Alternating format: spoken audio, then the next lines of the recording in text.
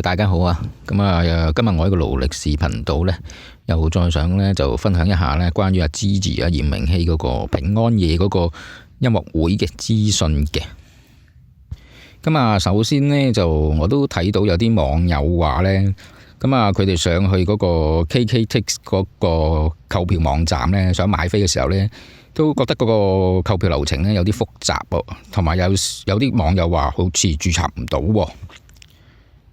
咁就聽到有啲人話佢用手機個 Apps 咧，即係 KKTix 個 Apps 就註冊唔到，註冊失敗，咁所以就買唔到啦。咁啊，不如我都分享下我點樣買啦。咁就希望就幫到大家，咁同埋就希望其他人咧就唔好因為咧就購票嘅流程複雜啊，或者係呢啲技術性嘅問題咧，就引致到佢買飛嗰度咧就卻步啦。咁啊，首先呢，如果真係有啲人呢喺手機度註冊唔到嘅話呢，咁我建議佢都先用即係電腦啦，或者叫朋友啊，睇下可唔可以幫你喺電腦上嗰個網頁版啊，即係 KKTix 嗰個網頁度呢，先幫你註冊咗先。咁我都係咁樣做嘅，咁就喺個網頁度先註冊咗啦，喺個 KKTix 嘅網頁。咁跟住呢，其實佢要填一啲自己個人資料啦，咁就包括你嘅 email 啊、電話 number 啊等等啦，咁啊同埋姓名啦，咁你都要改翻個即係個登入嗰個帳號嗰個名啦、密碼等等嘅。咁我其實就喺個網頁就做晒啲嘢啦，咁同埋佢都要驗證你個電話號碼嘅，咁可能有個code send 翻去你嘅電話度要驗證啦。咁搞掂晒呢啲嘢呢，咁就係煩啲噶啦。咁啊嘥第一次過，咁嘥一次時間啫。咁之後就其實就好順利噶啦。咁我就直頭喺個網頁度呢，就買埋飛噶啦，直接喺嗰個電腦版嘅網頁度。咁啊買完飛啦，咁佢就淨係只接受嗰個信用卡嗰個付款方法嘅。咁所以你要準備付款嗰個信用卡個資料啦，咁你入啦。咁同埋呢，佢係冇得揀位嘅，基本上佢就係電腦配票幫你去派個位俾你噶啦。咁就揀好晒之後就 confirm 啊，所有嘢呢就搞掂，就買到飛噶啦。咁啊，大家要留意啦，喺 KKTix 買完嗰啲飛呢，佢係只提供呢個電子票嘅啫，即係冇實體票俾你嘅。所以你買完之後呢，喺你個帳號度呢，咁你睇翻呢，就會有張電子票嗰個生成就喺度裏邊嘅。咁到時你點入場嘅呢？咁其實到時你個手機度你都係需要裝翻嗰個 KKTix 嗰個 Apps 嘅。咁喺個 KKTix 嘅嗰個 Apps 度呢，咁你登入翻自己之前嗰個帳戶啦。然之後你到時呢，就係攞住部手機開個 Apps，開翻個電子票嗰個 QR code 俾佢，咁佢 scan 去入場嘅。咁啊，大致上個流程就係咁樣噶啦。咁咧 KKTix 嗰個流程大致上係咁啦。咁另外有啲人都會建議嘅，其實你可以去大麥嗰個內地嗰個網頁度咧，就去購票都得嘅。咁但係我睇翻咧大麥嗰個網頁咧，其實咧佢就原意就主要係俾嗰啲內地人啦去方便去購票嘅嗰個網站就。咁如果香港人呢，你去嗰個網站呢，即係你用電腦去嗰個網站買呢，應該都買到嘅。咁我見到就但係嗰個網站呢，其實佢都係需要你用呢個電話 number 啦，即係可能香港嘅電話 number，你都要用手機嗰個電話 number 嚟綁定啦，即係註冊咁樣先登入到去買嘅。咁同埋佢付款呢，就佢會支援就係電子支付嘅。咁就你可能需要有一個WeChat Pay 啦，即係微信支付啦，或者係 Alipay 啦，呢兩方面嘅付款方法。咁我唔知支唔支援係香港版嘅一啲 WeChat Pay 同埋 Alipay 嚇，可能得，可能唔得啊！呢個我冇試過，所以就唔清楚。咁但係呢，我睇翻佢官方資料呢，就算你喺大麥嗰個網頁買完飛之後呢，咁我見到就係呢，佢嗰個出票嗰度呢有少少唔同喎，即係買飛嗰個，佢好似唔係用電子票嘅噃。佢可能係佢睇到佢係好似係幾日後佢會速遞翻嗰個實體票俾你送翻去你個地址喎。咁所以可能你係需要填入翻一啲送貨地址嘅資料喎。咁呢個可能你要留意翻。我唔清楚有冇人喺大麥嗰度買個飛啊？係咪佢係咪俾呢個實體票你嘅呢？係咪要等速遞呢？咁所以大家要留意翻喎。可能有少少同 KKTix 又唔同喎，因為 KKTix 係電子票嘅。咁大麥嗰度呢，可能真係實體票，大家要留意翻呢個唔同嘅分別啦。咁同埋呢，如果有啲人呢想用手機安裝嗰個大麥個 Apps 嚟就購買呢，咁呢個要留意翻就係呢，我見到就一般個香港手機呢嗰個版本呢係裝唔到佢嗰個大麥個官方嗰個 Apps 喺手機度，即係無論你香港嗰個 iPhone 定係 Android 手機都係裝唔到嘅，因為佢係搜尋唔到呢個 Apps 嘅。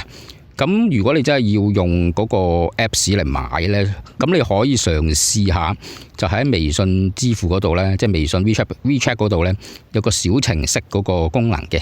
喺嗰度搜尋翻大麥嗰個 Apps， 打開佢嚟試下去買啦嚇，咁睇下得唔得啦？咁其實都幾複雜嘅，我覺得如果你搞到咁樣，咁即係不如索性就係用翻 KKTix 比較好啲啦。如果你係香港嘅人，所以呢個就睇你自己啦。如果你真係搞唔掂 KKTix 嗰度呢，咁你先嘗試下用大麥嗰個嚟做啦。不過大麥嗰個大家留意翻嚇，裝 Apps 嗰度係香港版係揾唔到㗎，要有啲底啲渠道嘅，不過太複雜啦。我建議就如果你真係要揾個 Apps 咧，喺手機度就喺微信嗰個即係 WeChat 嗰度咧，就小程式嗰度打開就算啦嚇。咁大家再嘗試下啦，喺嗰度都係要登記個電話 number 咁註冊之類去買嘅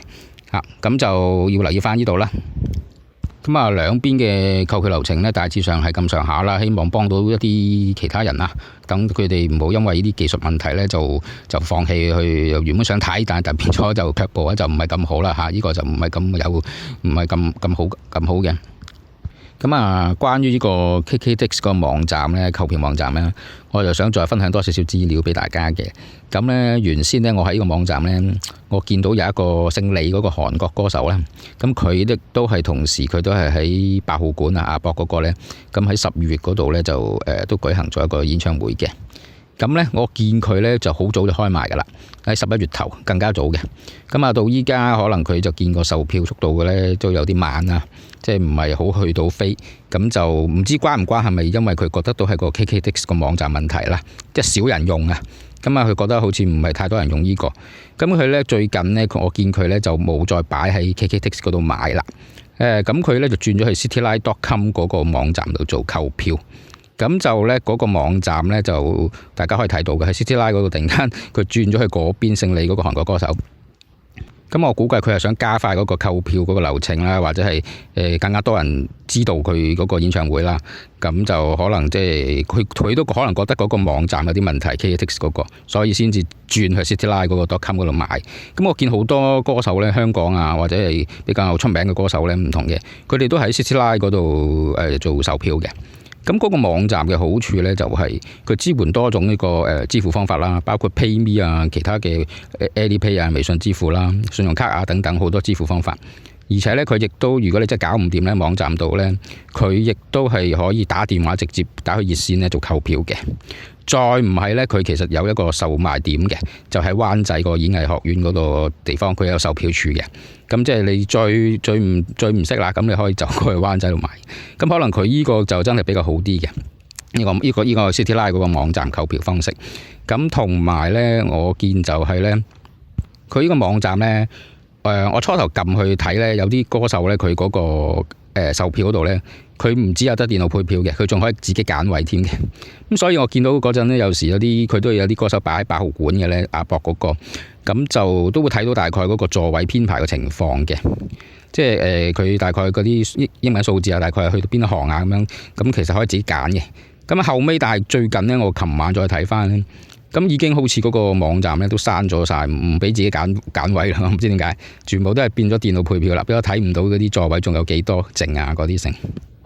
可能個網站都想加快個流程啦，購票嘅嚇，咁就費事俾啲人再可以自己揀位啦，俾你睇到仲有幾多位啊嗰啲咁樣嚇。咁啊，我講呢件事呢，就想即係都睇下 Gigi 嗰邊嘅團隊呢，會唔會參考翻呢位韓國姓李嗰位歌手嘅一個做法啦？即係會唔會就係因為即係我驚係因為嗰個 KKTix 嗰個網站嗰個問題呢，引致到嗰個售票速度慢。咁啊，會唔會參考人哋轉去第二邊嗰個售票平台呢？咁呢個睇佢哋自己決定啦。因為不過我就驚就可能會增加個成本啦，因為兩個平台，我相信 KKTix 嗰個 budget 嗰個預算呢，就係會低啲嘅嚇，即係嗰個可能會平啲啦，擺喺個平台嗰個收費個 charge 度。咁 Cityline.com 當然係大啲個網站，可能會收費又貴啲啦。咁我可能因為真係嗰個 budget 有限啦，我相信支持嗰邊就個團隊，咁所以先至揀喺 KKTix 嘅啫。咁啊呢個純粹一個參考做法啦，人哋咁樣做嚇，咁純粹一個少少嘅建議啫。咁啊好啦，分享完一啲即係購票嘅流程啊，嗰啲資訊之外呢，咁我都想再講一講啦。咁我都見到網上呢有唔少嘅粉絲呢都有表達過自己一啲關於支持呢個24號啊，12月24號嗰個音樂會嘅一啲意見嘅咁樣。即係咩意見都有啦，有啲人就覺得贊成咁搞啦，有啲人就覺得唔應該搞住咁樣嘅。咁啊，無論你咩意見都好啦。咁其實我自己個人覺得就都係咪都先支持先啦。始終佢復出啊嘛，第一個自己個人嘅音樂會，我覺得先支持先。點都購票先支持嘅，咁就之後再檢討啦。我覺得有啲詳細嘅就慢慢先再檢討嘅，即係唔好就即係得個講字先啦。即係你口講就話支持，咁但係又冇做到一啲實際行動咁樣嘅。咁我自己就真係有實際行動㗎啦。咁音樂會啊，無論嗰個24號平安夜啊，同埋嚟緊日出光嘅音樂劇呢，咁我都已經買咗票支持㗎啦嚇。咁音樂劇嗰個呢，我就買咗11月28號嘅，咁就音樂會嗰個都買咗啦。咁另外我都見呢，即係好多 YouTuber 呢，咁就口講成日都話支持啦，成日都話支持嚴明熙嘅。咁我就唔知佢哋有冇實際行動去真係買飛支持啦，呢啲就咁我就有啦。咁我都綜合咗一啲網上有啲人嘅意見啦，咁我都想分享一下啦。咁同埋有啲 point 有啲位呢，我都認同嘅。咁可以即係做得好啲嘅，下次嚇。首先就其實呢，就本身呢個演唱會呢，就我自己個人覺得呢，都應該就其實同嗰個音樂劇，因為相距實在太近啦，比較近啊！啱搞完音樂劇，即刻喺同一個月就即刻舉辦呢，我自己覺得就時間上有少少倉促嘅。咁就其實如果佢可能夠褪遲少少啦，遲多1-2個月或者幾個月呢，係更加好嘅嗰個安排，我相信就。即係始終我覺得係個 timing 問題啦，個時間上嗰個問題，即係佢揀12月24號呢，就有好有唔好啦，呢個日子。咁因為其實呢個日子大家都知道，香港人最中意喺呢啲日子就出外去旅行噶啦。咁我相信有唔少粉絲喺幾個月前已經安排咗，可能訂晒機票已經去旅行噶啦。咁變相我覺得呢個方面呢係會影響到嗰個售票嗰樣嘢嘅。咁所以呢，就其實個 timing 上，我覺得呢度都係有少少可能有啲定得唔係咁好啦，個日子我自己覺得就。同埋佢通知即係大家搞呢個演唱會嘅時候都係個零月前嘅事啦，一個月咁樣，即係得一個零月嘅時間去話俾大家去知。另外呢，我覺得呢，今次呢個音樂會呢，喺聖誕搞呢，咁我驚呢，就有啲海外嘅粉絲啦，同埋內地嘅粉絲呢，係嚟唔到香港支持嘅。咁因為呢，你都知㗎啦，喺內地呢，聖誕都係要開工㗎嘛，嗰日星期3嚟㗎嘛。咁有啲住得比較遠嘅，咁我相信佢都好難話即日來回咁樣嚟撐你啦，係咪？除非佢住深圳嘅啫。咁你住廣州咁都好遠啦，都未必嚟到。咁海外粉絲更加啦，海外粉絲可能佢哋嗰邊又要搭飛機過嚟，亦都未必有長假咁樣可能過到嚟。咁所以同上一次嘅演唱會就有啲唔同啦。上一次嘅演唱會起碼都係weekend 嚟噶嘛，咁你人哋又真係可能有多啲時間去準備落到嚟支持。咁今次就可能真係少咗呢一批粉絲㗎，唔出奇嘅嚇。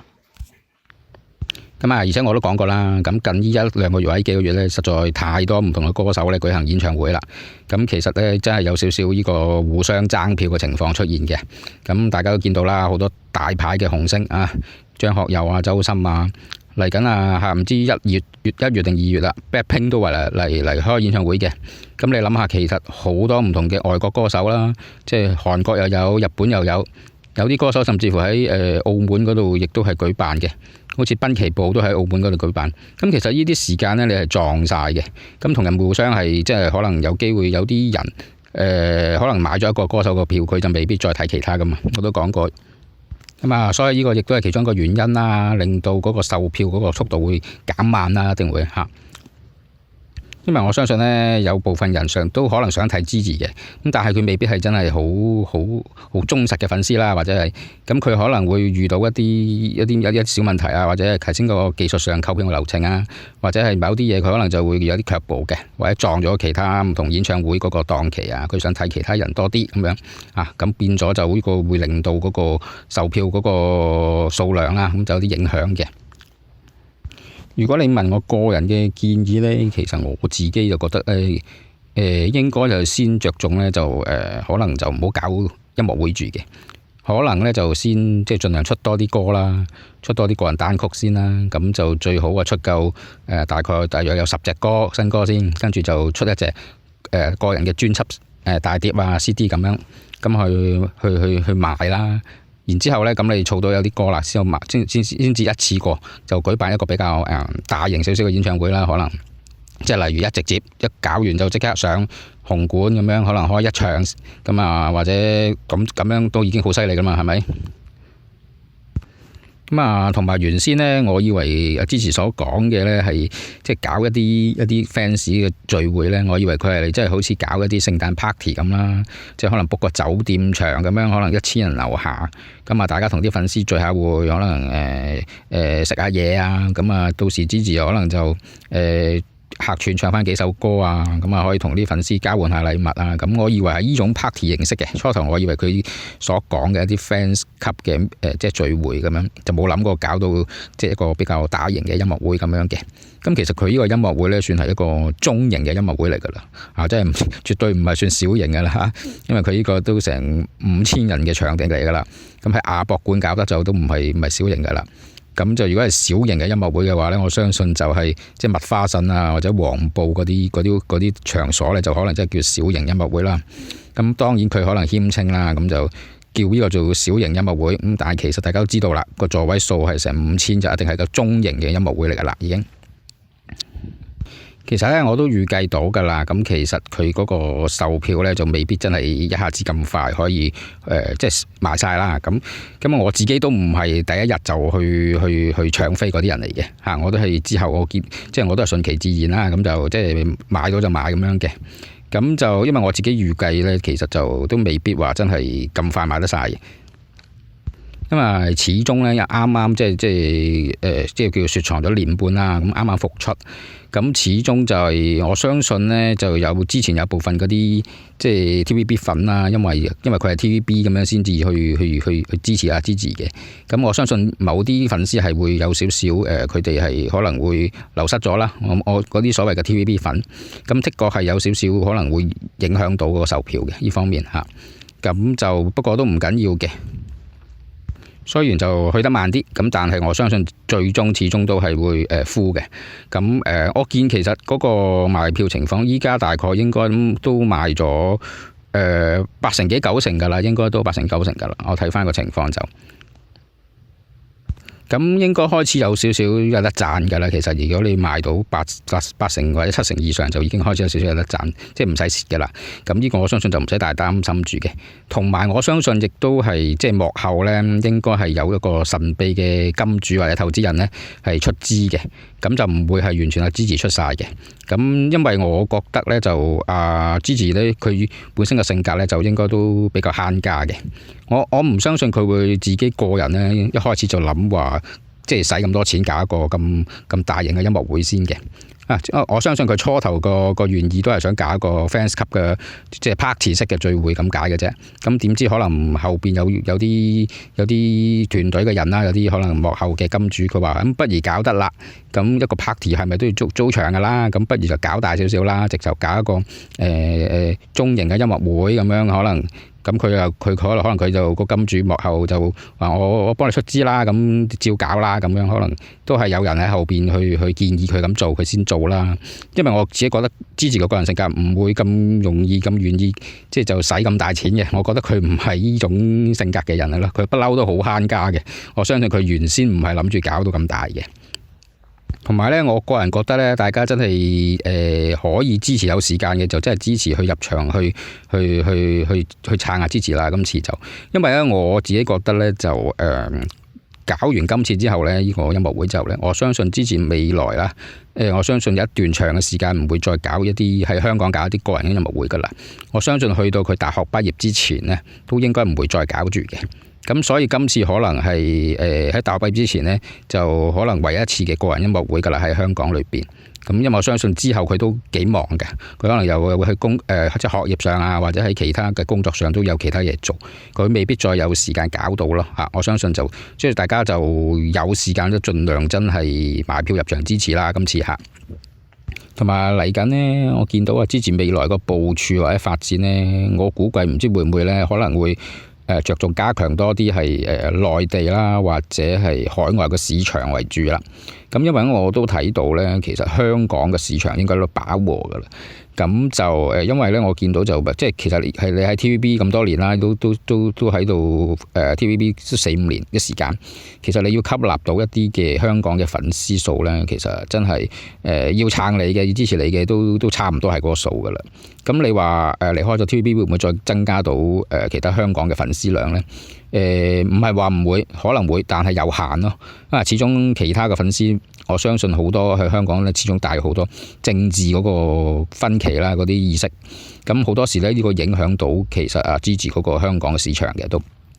我相信好多黃絲嗰啲呢，佢係唔撐你就永遠都唔撐你噶啦，唔會因為你離開咗 TVB 咁佢就變咗你嘅粉絲噶嘛，係咪？咁所以我覺得嚟緊支持嗰個發展呢，其實就比較可能真係，如果再想增加大量多啲嘅粉絲呢，就應該就係去朝呢個海外啦，或者係內地嗰個發展噶啦。因為喺呢啲市場呢，先至唔會帶有一啲叫政治有色嘅眼鏡去睇一個歌手或者藝人嘅。咁喺呢方面就我相信係未來可能佢個部署可能都比較係呢樣嘢啦。咁好啦，咁關於支持嗰個今次個音樂會呢，咁就差唔多啦，分享到。咁我都係嗰句啦，希望大家就無論你有咩意見都好啦，就先支持咗先啦，再後檢討，點都去入場支持下先嚇。咁之後先再詳細去再睇下日後個部署啊檢討咁樣嘅。咁就今日就先講到呢度啦。咁希望大家多多支持、留言同埋訂閱嚇。好，拜拜。